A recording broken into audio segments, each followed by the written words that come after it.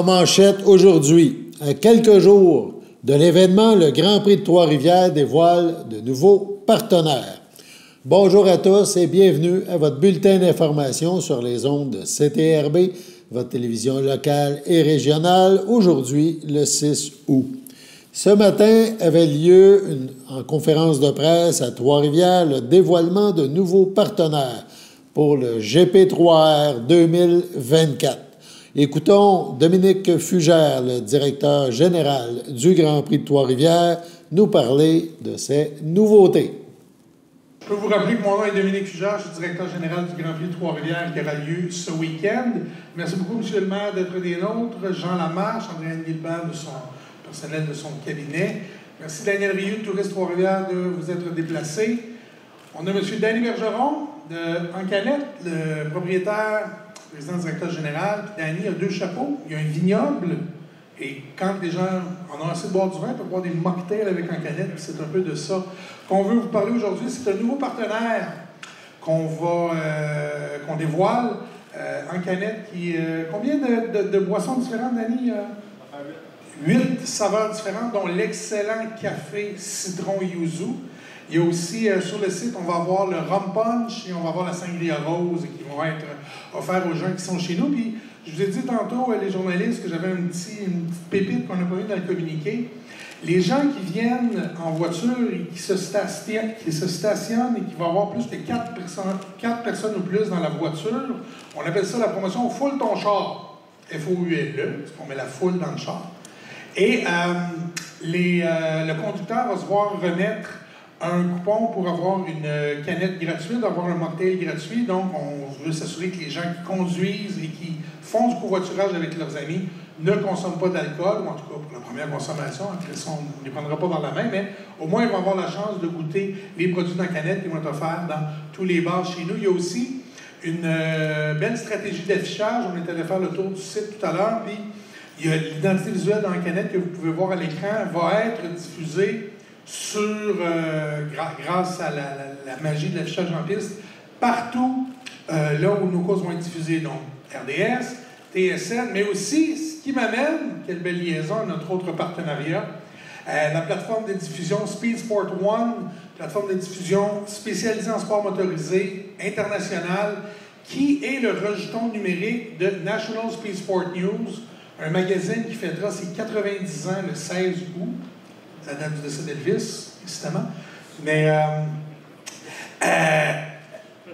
quand j'étais jeune, moi, puis qu'on allait avec ma famille aux États-Unis, c'était toujours un plaisir de trouver le National Speed Sport News, lire l'éditorial de Chris Okonomaki, apprendre non seulement ce qui se passe en Formule 1, en IndyCar, mais aussi dans les endroits comme chez nous, qui sont un peu plus régionaux, qui ont vraiment une importance dans leur milieu. Je pense entre autres au Slinger Speedway, je pense entre autres au Anderson Speedway où Raphaël Lessard a remporté la course. Donc, ce magazine-là a un peu fait mon éducation, un peu comme les bandes dessinées de Michel Vaillant. Bonjour Manon. Et eux, ils ont maintenant un réseau de diffusion qui s'appelle Speed Sport One, qui est disponible sur Pluto TV, sur Apple TV, sur Amazon Prime. Ça nous permet justement d'avoir accès à toutes ces plateformes de diffusion-là avec nos courses. Et chaque minute d'action en piste va être diffusée sur Speed Sport One. Et en plus de ça, il y a certaines courses, le défi urbain Chevrolet, la course de la série NASCAR Canada, qui va être diffusée sur ce qu'ils appellent leur Fast Channel. Donc, c'est le canal le canal d'accueil, si on veut, de la plateforme. Et le contenu va être sur Speed Sport One en anglais, mais également en français. Donc, ils vont relayer partout dans le monde nos contenus en français et en anglais.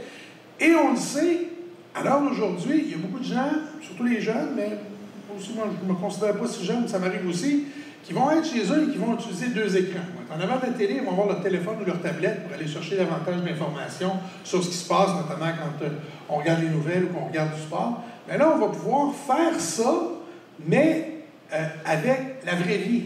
Donc, les gens assis dans les gradins vont avoir la chance de regarder les courses et de suivre la couverture sur Speed Sport One pour entendre les commentaires, pour pouvoir aller chercher les statistiques, voir ce qui se passe. Donc, on est vraiment, vraiment heureux de pouvoir compter sur cette plateforme-là qui va aussi ajouter du contenu éditorial. Donc, vous allez pouvoir être assis dans le gradin Villeneuve, voir l'affiche dans la canette et suivre sur votre téléphone quand les voitures vont être le long du virage numéro 1. Vous allez encore voir l'affiche dans la canette et les affiches de tous nos partenaires, en plus de suivre l'action.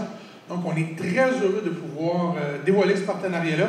C'est un partenariat qui va nous permettre, encore une fois, de prendre ce qu'on fait localement et de pouvoir l'exposer à la grandeur de la planète, sport motorisé, mais à la grandeur de la planète tout court. Donc, c'est vraiment les deux initiatives qu'on voulait dévoiler ce matin. Troisième nouvelle, on a parlé de l'hommage céleste à Trois-Rivières en blues, que vous pouvez voir à l'écran. On s'est vu il y a 3 semaines pour en parler. On est allé chercher les partenaires. Flora Beaurivage, de communication chez nous, me demande quels sont les partenaires. Il y en a un qui nous reste à confirmer. On va tout vous annoncer ça. Mais ce qu'on peut annoncer aujourd'hui, c'est que le spectacle va être clôturé par notre plus réputé bluesman à l'international, Steve Hill. Donc encore là, on prend une initiative chez nous et on l'amène sur la scène, qui est connue sur la scène internationale.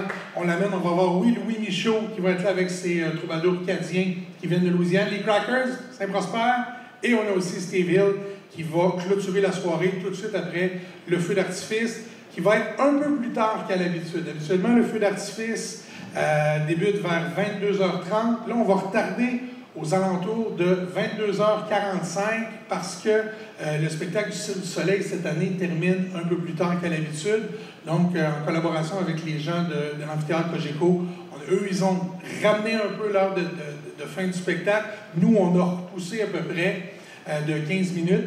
Donc, le spectacle de feu d'artifice va se terminer vers 23h10, 23h15. Ça dure une demi-heure pour se poser la question. Tout le monde le demande toujours. Et après ça, Steve Hill va embarquer pour nous ramener sur le coup de minuit. Et tel Cendrillon, il va repartir en citrouille de blues. Puis on va le revoir, qui sait, peut-être même ici au Salon de jeu, parce que je sais qu'il va y avoir Mike Goudreau. Il va être ici le week-end suivant. Frédéric et ses acolytes ici ont quand même décidé de faire, eux aussi, un mini-hommage à Trois-Rivières en blues. Donc, on va avoir du blues le week-end tout de suite après le Grand. Suite à cette présentation, Dominique Fugère a répondu à une question de CTRB pour mieux connaître la prochaine édition du Grand Prix de Trois-Rivières. On écoute sa réponse.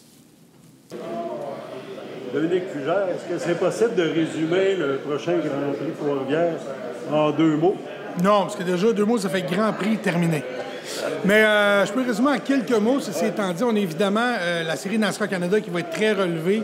On a les 2 pilotes du Palier Course Racing, Marc-Antoine Camiran qui mène le championnat, Andrew Ranger qui est 3e, Kevin Lacroix entre les deux, LP Dumoulin au 4e rang. Donc le championnat est très, très serré. Ce sont tous des gars qui ont déjà gagné chez nous. Fait que ça me donne une idée. Et il y a un gars que je n'ai pas nommé, qui n'a jamais gagné chez nous, mais qui va être là, c'est Jean-François Dumoulin. C'est sa seule course en série NASCAR cette année. Donc, ça risque d'être assez chaud. Il va y avoir le défi urbain Chevrolet qui roule encore avec notre essence synthétique. On va avoir aussi la course nocturne du championnat canadien de voitures de sport qui revient le vendredi soir. Et, bien évidemment, notre soirée des feux d'artifice, l'hommage céleste à Trois-Rivières en blues, le samedi 10 août au soir. Donc, un autre rendez-vous à ne pas manquer. Il faudra être là pour le savoir. Puis, il nous reste quelques billets. Si vous n'avez pas de billets, venez faire un tour le vendredi soir. C'est en porte ouverte. Vendredi, toute la journée, c'est en porte ouverte. Le vendredi soir, la course nocturne, c'est fantastique. Il reste, comme je le disais, des places. En hospitalité, on affiche ça le compte. Par contre, dans les gradins, un peu de place. Et en admission générale, chez nous, on installe des gradins, premier arrivé, premier assis. On a beaucoup de place aussi, contrairement à certains autres événements de sport automobile, où un billet de paddock, un billet d'admission générale, vous permet de voir pas mal de courses et en plus vous permet de vous rapprocher des pilotes, de vous rapprocher des mécanos, vous permet de nourrir votre passion de la course automobile. Plaisir. Demain, on vous parlera de la série Nissan et de l'équipe de course Musée Gilles Villeneuve. Sur ce, allons à la pause. Votre station de télévision de Berthierville vous invite cordialement à son bingo hebdomadaire télédiffusé tous les samedis matins dès 9h30. Depuis longtemps, les fans de CTRB se divisent le joyeux montant de 600 $ chaque semaine à cette joute de bingo. N'oublions pas non plus le super bingo mensuel d'une cagnotte de 2000 $ que vous pourriez vous partager chaque premier samedi du mois. Un moment de fébrilité qui pourrait devenir payant pour plusieurs d'entre vous. Pour vous procurer ces fameuses cartes de jeu, les dépositaires participants sont à Berthierville, le dépanneur Formule 1, la station-service Arnois sur le boulevard Gilles Villeneuve, le marché IGA Extra Famille Mont-d'Or sur la rue Gabrielle Brissette, le marché Métro Boucher sur la rue Notre-Dame et la pharmacie Proxime sur la rue Frontenac. À Saint-Ignace de Loyola, le dépanneur Proxy sur la rue de la Traverse, la boucherie Aldo sur le rang Saint-Michel. C'est donc un rendez-vous hebdomadaire chaque samedi matin à 9h30 sur les ondes de CTRB, votre télévision locale et régionale, celle-ci toujours en haute définition. Toute l'équipe de CTRB vous remercie de votre fidélité et vous souhaite bonne chance.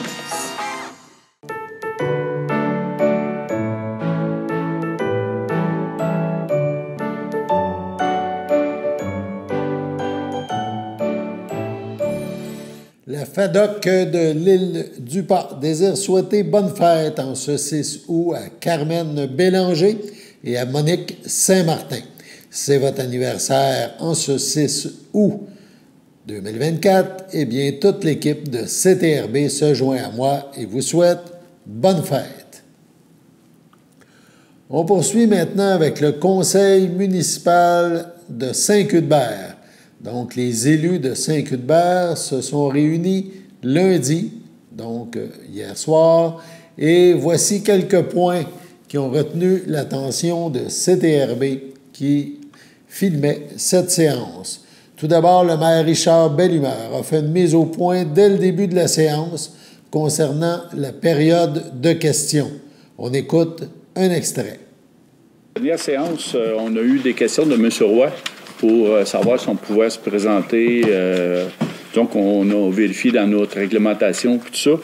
La période de questions sert aux questions et on permet aussi les commentaires. Puis, il n'y aura pas de période de promotion pour les candidats. Mais à quelque part, ça a du sens parce que nous-mêmes, on pourrait s'en servir plutôt que d'autres candidats potentiels. Fait que c'est pas permis pour personne. Donc, les questions doivent être formulées poliment, de façon concise, directe, langage adéquat, etc. Puis nous autres, en plus, bien, on a 2 périodes de questions. Je ne sais pas si vous faites regarder les autres municipalités, puis parfois, il y a une période de questions de tant de minutes. Nous autres, on permet aussi les commentaires, mais disons qu'on va regarder ce formule-là. Puis suite à votre demande, disons qu'on a vérifié un peu plus notre réglementation, vers quoi elle s'enlignait, fait que vous avez la réponse. C'est juste parce que il y a quelqu'un qui avait signifié son intention publiquement à la caméra, tout ça, donc c'était juste pour ça. Oui. Ben, vous l'aviez signifié, il y a quelqu'un d'autre qui l'a signifié, mais on a tenu compte aussi. Uniquement devant la caméra. Ah, OK, c'est beau. La différence, mais la personne devait être mieux informée que moi, sinon je l'aurais fait la même journée. Ah, c'est beau. Mais ça va. C'est beau. Donc, est-ce que j'oublie quelque chose? Il est en gros, c'est correct comme ça? Oui. Donc, on passe au point 2, adoption de l'ordre du jour.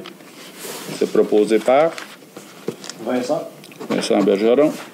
Sylvain Toupin. Tout le monde est d'accord? Oui.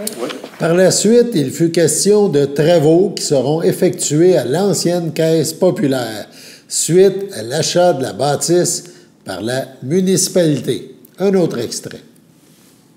Merci. Point 8, travaux au 2021 rue principale, offre de services révisés, architecte et ingénieur. Oui.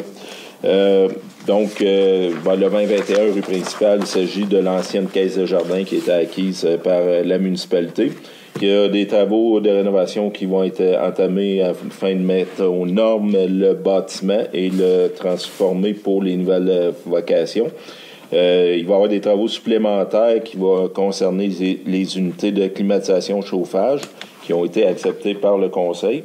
Donc, ces travaux supplémentaires-là Les ingénieurs et l'architecte qui sont au dossier ont révisé leur offre de service. Donc, c'est une offre de service à la hausse puisque ce n'était pas inclus dans les premières offres de service.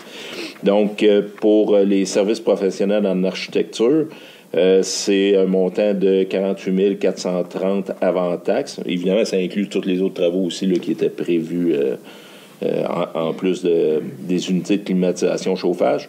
Les services professionnels d'ingénierie en mécanique et électricité du bâtiment sont au montant de 45 000 avant taxe et les services professionnels d'ingénierie en structure du bâtiment sont au montant de 11 200 $ avant taxe. Donc, c'est proposé par Vincent Bergeron, Sylvain Toupin. Tout le monde est d'accord? Oui. Il fut aussi question lors de cette séance des élus de Saint-Cuthbert d'une étude géotechnique pour la réfection de l'aqueduc de la rue Vadnais et la traverse du moulin d'Ousset. On parle même de creuser sous la rivière. On regarde un autre extrait de cette séance. Point 11. Étude géotechnique et de caractérisation des sols, réfection de l'aqueduc de la rue Vadnais et de la traverse du Moulin d'Ousset. Oui, bien, pour terminer les plans et devis, les ingénieurs ont besoin qu'on effectue une étude géotechnique et de caractérisation des sols. Donc, il y a plusieurs forages qui vont devoir être faits. Il est supposé en avoir 4 de 3,5 mètres le long de la rue Vadnais, 2 de 3,5 mètres pour la traverse du Moulin d'Ousset et 2 de 9,5 mètres qui sont des très gros forages, entre autres parce qu'on va devoir passer sous la rivière. Donc, ils doivent connaître la composition du sol, si c'est du rock, whatever. Donc, on a eu 3 soumissions. Une du groupe ABS au montant de 47 095 $ avant taxe. Une du groupe Solnor Environnement au montant de 29 892 $ avant taxe et de EXP au montant de 33 970 avant taxe. Donc, le plus bas soumissionnaire, le Solnor Environnement, exactement. Sylvain Toupin. Richard Dion. Tout le monde est d'accord? Oui. Disons que pour la rue Moulin d'Ousset, le ministère ne veut pas qu'on passe en dessous du pont. Donc, il va falloir passer en dessous de la rivière. Mais heureusement, ça va probablement être tout subventionné. Une demande a aussi été faite par une citoyenne concernant le branchement au réseau d'eau potable. Un autre extrait. Point 12.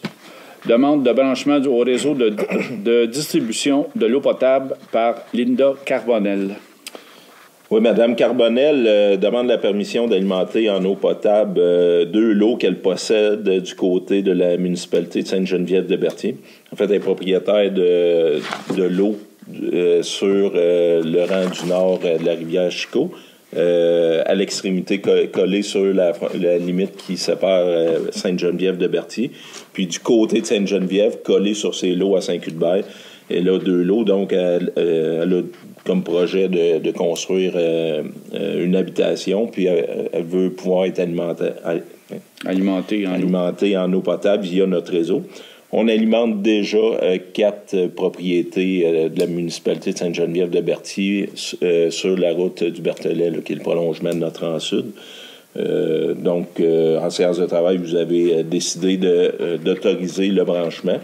Et ça se ferait aux conditions suivantes.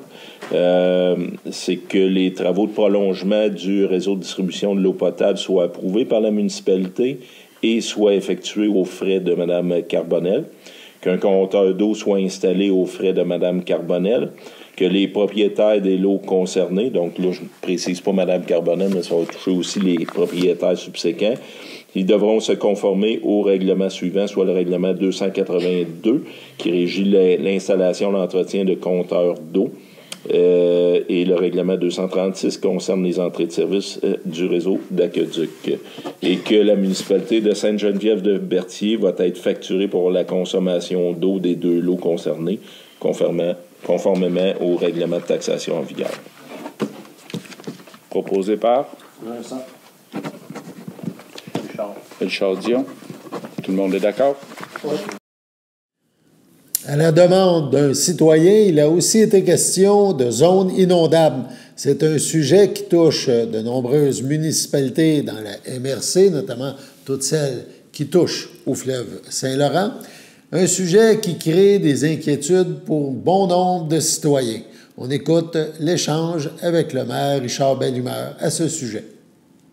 On a appris que nos 2-3 maisons en bas, là, moi, Sophie, ma mère puis Roger Plante, on était dans des zones inondables. Puis là, on se demande s'il y a quoi à faire, si on est appuyé pour faire repousser ces... Parce que moi, mon garage, la moitié du garage est dans les zones inondables. Y a-t-il quoi que la municipalité peut aider, pousser, faire de quoi? Disons que je ne sais pas jusqu'où on peut aller là-dedans, mais on va faire des représentations parce qu'à la MRC, on est en train de, on va dire de même, de reformuler ou de refaire les points de zone inondable. Okay. Ça ne va pas dire que ça va être accepté par le gouvernement, sauf que il y a 2 mois à la MRC, on a su, en tout cas, je ne veux pas parler au travers de mon chapeau, là, que ça appartenait au MRC de délimiter les zones. Donc, c'est sûr qu'on va pousser notre point pour qu'au moins le monde qui sont déjà installés ne fasse pas partie de ces zones inondables-là. Mais vous pouvez comprendre que des municipalités, vous êtes 4, là, mais à Saint-Barthélemy, il y a beaucoup de monde. Là, je parle même pas de l'Île-du-Pas puis Saint-Ignace. Ah, c'est ça, ils sont tous. C'est ça. Fait que c'est sûr que oui, on va faire des représentations. Où est-ce que ça va venir, là? Parce que suite aux inondations qu'il y a eu 2017-2019, le gouvernement il a mis ça très large comme zone inondable. Oui, on ne l'était même pas. Ben, c'est ça. Il n'y a jamais eu d'eau nulle part. Oui. Ben, OK. à titre d'exemple, à Berthier, toute la rue Frontenac, ouais. Aussi à la rue Montcalm, c'est zone inondable de la manière que c'est présenté. Fait que chaque municipalité va devoir dire oh, un peu. Parce que c'est un découpage qui a été fait, d'après moi, de façon très arbitraire. Globale, arbitraire. Puis là, ben, c'est à tout le monde à dire OK, là, il y a des exceptions, puis il faut pas. Je pense qu'il ne faut pas dramatiser. Non. Mais ben, c'est bien de poser la question parce que si on y voit pas, à un moment donné, c'est bien de poser la question parce qu'il faut penser à demain. Puis demain, ces personnes-là vont peut-être vouloir vendre des maisons. Puis là, ben, la valeur des maisons va être en conséquence des zones inondables ou pas. C'est sûr qu'ici, c'est en zone inondable, mais les chances que la maison soit inondée là, est faible, très, très faible. Mais il y en a qui sont en zone inondable, puis en tout cas, il faut en tenir compte aussi. Fait que, à un moment donné, c'est parce que les assurances s'en mêlent, puis là, même si ils se sont jamais fait inonder, puis c'est impossible, puis ils vont dire, ben là, il est en zone inondable, parce que la MRC dit que... Mais ça, c'est fait par l'ordinateur, c'est pas des biologistes, ça va... Bien, on est encore à la recherche de savoir sur la façon de faire les choses. Ouais. Fait qu'il n'y a pas vraiment de réponse, parce qu'avant, c'était zone inondable 20 ans, zone inondable 100 ans, puis là, ils viennent de sortir zone inondable 300 ans. Mais dans 200 ans, là, c'est dur de prévoir les cours d'eau où est-ce qu'ils sont. Fait que c'est ça. On va... je dirais pas on va vous tenir au courant, mais on va travailler sur le dossier avec les autres maires de la MRC. Sur ce, on passe à la pause.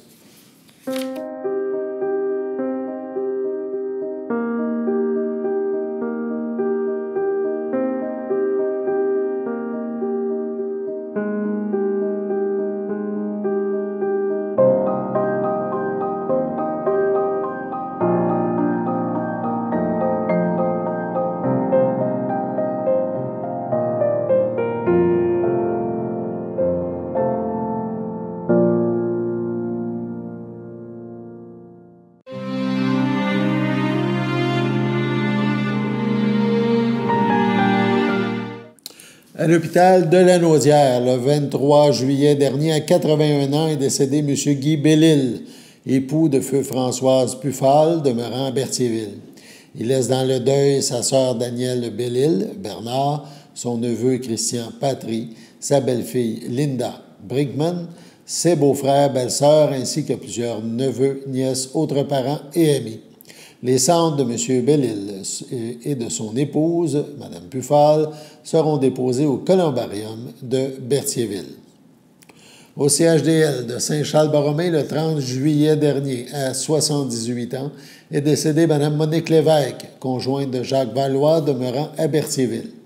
Elle laisse dans le deuil sa fille France Fafard, ses petits-enfants Sarah Fafard, Guillaume Saunier, Claudia Vadnet, Marc-Olivier Mercier, Sabrina Vadnet, Jean-David Desgagnés, ses arrière-petits-enfants Olivier Desgagnés, Maverick et Maxence Mercier, ainsi que plusieurs neveux, nièces, autres parents et amis. Madame Lévesque ne sera pas exposée et une cérémonie aura lieu en toute intimité à une date ultérieure. Au Centre Le Cardinal, à Montréal, le 31 juillet, à 86 ans, est décédée Mme Germaine Paul, épouse de Henri Sluzarek, demeurant à Montréal, native de Saint-Charles de Mandeville. Elle laisse dans le deuil son époux ainsi que plusieurs parents et amis. Mme Paul ne sera pas exposée et une cérémonie aura lieu en toute intimité à une date ultérieure. Au centre d'hébergement Le Château, à Berthier, le 12 juillet dernier, à 89 ans, est décédée Mme Claire Roch, épouse de feu André Forgette de Sainte-Élisabeth. Elle laisse dans le deuil son fils Denis Forgette, Sonia Sainte-Marie, ses frères, sœurs, beaux-frères et belles-sœurs, ainsi que plusieurs neveux, nièces, autres parents et amis. La famille tient à remercier le personnel du château pour les bons soins prodigués à Mme Roch. Vos témoignages de sympathie peuvent se traduire par des dons effectués à la Fondation des maladies du cœur et de l'AVC. Des formulaires seront disponibles au salon. La famille vous accueillera samedi 10 août 10h au complexe funéraire Efterio 741 Notre-Dame à Berthierville. Une liturgie aura lieu le même jour à 13h en la chapelle du complexe. Les cendres de Mme Roch seront déposées au cimetière de Sainte-Élisabeth à une date ultérieure. Entouré de l'amour des siens au CHSLD du Piémont à Saint-Jean-de-Matha, le 23 juillet dernier, à 79 ans et 1 mois, est décédé paisiblement M. Gilles Carrier, conjoint de Mme Yvette Asselin, demeurant à Lanoret. Il était le fils de feu Gilles Carrier de feu Marguerite Valiquette. La famille accueillera parents et amis au complexe funéraire Efterio, rue Notre-Dame à Berthierville, le samedi 17 août dès 13h. Un hommage aura lieu le même jour à 15h au salon du complexe funéraire. Les cendres de M. Carrier seront déposées au cimetière de Scott à une date ultérieure. Sur ce, passons à la météo.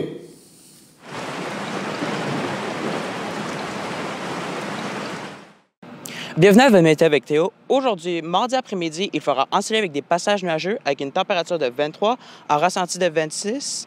Et pour mardi soir, il fera une température de 20, en ressenti de 21, ainsi qu'en ciel variable. Et pour mardi nuit, il y aura une température de 13, en ressenti de 12, ainsi qu'en ciel généralement dégagé. Mercredi matin, il fera ensoleillé avec une température et un ressenti de 16. Mercredi après-midi, il aura une température de 24, ainsi qu'un ressenti de 26 avec un ciel ensoleillé avec des passages nuageux. Mercredi soir, il aura une température de 20, un ressenti de 21, ainsi qu'un ciel généralement dégagé. Et pour finir, mercredi nuit, il y aura une température et un ressenti de 13, ainsi qu'un ciel dégagé. C'était tout pour votre météo. Oh, merci Théo. Voilà, nous avons présenté le bulletin d'information sur les ondes de CTRB, votre télévision locale et régionale. Alain Bellumeur au pépitre. On se revoit demain.